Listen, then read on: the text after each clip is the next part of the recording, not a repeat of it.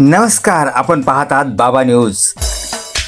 देवीच्या उपवासाचा पवित्र काळ सुरू आहे। अनेक भक्त निस्वार्थ भावाने उपवास करत आहे। मात्र या दरम्यान काही गोष्टींकडे विशेष लक्ष देणे आवश्यक आहे।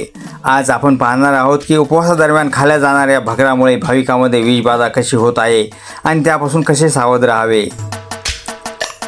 उपवासाच्या वेळी आपण काही विशिष्ट फराळाचे पदार्थ खातो, ज्यामध्ये भगराचे मोठे महत्त्व आहे। भगर हा उपवासातील एक प्रमुख अन्न घटक मानला जातो। हलका, पचायला सोपा आणि उत्साहवर्धक असा आहे। परंतु अलीकडे काही ठिकाणी भगर खाल्ल्याने विषबाधा झाल्याच्या घटनांमध्ये मोठी वाढ झाली आहे।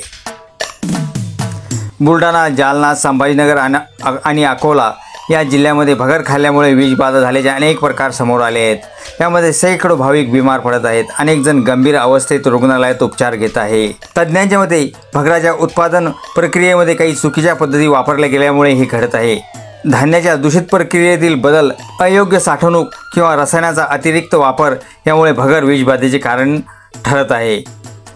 भगर तयार करण्याच्या प्रक्रियेत काही वेळा धान्याचा योग्य ती प्रक्रिया होत नाही,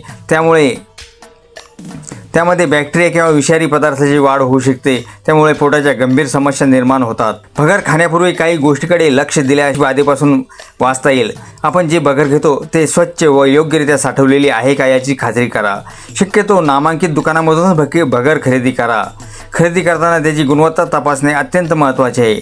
दूषित किंवा काळवंडलेले धान्य टाळावे, तसेच घरी स्वच्छतेच्या योग्य पद्धती पाळाव्यात। उपवास हा श्रद्धेचा आणि भक्तीचा प्रतीक असतो, मात्र श्रद्धेच्या या पवित्र काळात आपल्या आरोग्याची काळजी घेणे तितकेच महत्त्वाचे आहे।